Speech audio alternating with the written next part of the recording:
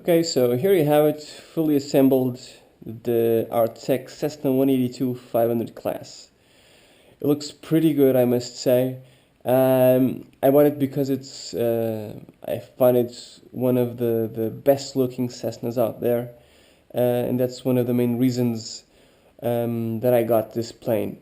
Um, Before this, I had an ST Models Cessna 350, which also looked pretty good. Um, but I found that it didn't look as scale as I wanted, because my thing is really good looking planes, first of all, and also it performed well, but in terms of agility, it wasn't that good because it had good elevator authority, but in terms of rudder and aileron authority, it took forever to do a roll, and also rudder it didn't have the desired authority that I wanted. So I bought this because I saw some videos on the internet, and I thought that it was the best looking Cessna out there, and it seemed to perform mild aerobatics pretty well.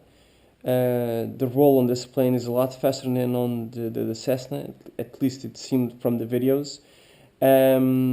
Rather in elevator authority also seems a lot better on this plane than in the other one. Power is, I guess, very similar. And like I said, the looks on this plane are a lot better. It looks really, really good. Also, this plane, I found it to be a lot more rigid than the ST model Cessna I was telling you about. On the ST models, for instance, the tail, the elevator, and the rudder were were really thin, and they shook a lot.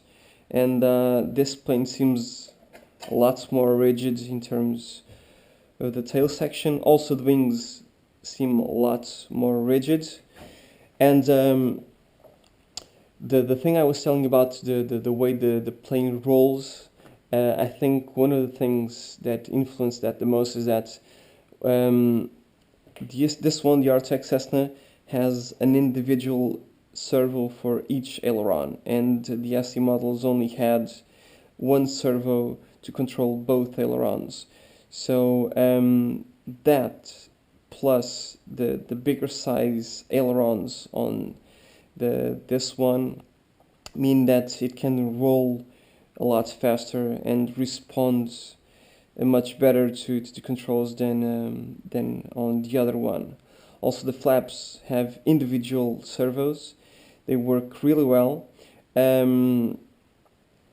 Like I said, I'm using my Spectrum radio for this plane. The stock transmitter didn't please me that much, though it has some features which are quite nice. Like they have here something that's a function that reduces the speed of which the flaps deploy. So with this transmitter, when I switch the flaps here, they would come down slower than on this transmitter. So whenever I use the flaps on the Spectrum transmitter, they just drop down instantly, and with this transmitter they would go down smoothly. Also, it enables me to adjust the angle of the flaps, and I can't do that with this radio. The thing is, before I bought this plane, I saw on the internet that the plane came with what they called a servo reducer. So you could adjust the angle and the delay time for the flaps, and this plane didn't came with it. And I read on the manual that because the transmitter has that function, they didn't provide that part. Only the version without the radio comes with that accessory, which I just ordered today. Um, but that's pretty much it. Let me just tell you about some of the things I like and don't like about this plane. Um, for instance, the prop adapter, I had a little trouble with it because it doesn't seem bent, but when I installed it, I tried it about half a dozen times, and I couldn't get it perfectly fit. So either it's slightly bent or there's something wrong with the way I installed it. But I think it's slightly bent. It generates a little vibration, but I don't think it will disable the flight capabilities or keep me grounded before I receive the new one. Um, Also, the spinner, it looks really good because you don't see any screws, and it looks, well, really good. But this click system is a pain to either put or take off. I'd much rather if the spinner had a screw in the center, or two screws, or three even, somewhere for a much better access um, to the prop shaft and the prop adapter. Things I like. Well, like I said, it looks really good. It's the best looking Cessna out there for sure. This I didn't like so much. Landing gear. I think the front landing gear isn't as fragile as people say. I'm sure if you keep landings smooth, it would be reasonably robust. Though I'd say that a shock absorber would be a definite plus for this plane, because it's a bit heavy.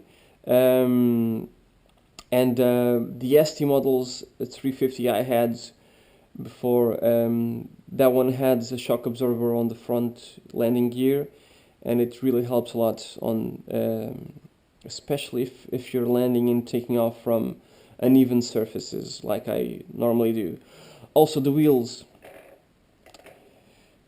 they look a little bit flimsy. They're not completely round. None of the wheels are completely round, which is a shame. Also, one of the things that I really find that should have been taken care of over the time, especially considering that this model has a couple of years or more on the market now. There's a lot of friction going on the control rods. For instance, the rudder, the push rod, is doing like an S till it gets to the servo, and that really adds a lot of friction inside of the tube on where the rods goes. Also, the elevator rods has more friction than I'd say it's recommended. I had to try to force a little bit all the surfaces, all the control surfaces, except the flaps, because these are hinged in, they have hinges. Now the ailerons, the elevator and the rudder, I had to work them a bit because they were really stiff in the beginning. The ailerons almost didn't move at all it dips because the controls for the servo are on this side, and the control the servo would push this side up or down, and because this was very stiff, this part of the aileron almost didn't move at all. So I had to disconnect the servo from the ailerons and bend them quite a bit so they could get a little bit more loose, so the servo wouldn't have to work as hard to work the ailerons, and they would move freely. What else can I tell you about this plane? Well, I'm dying to do a maiden on this plane.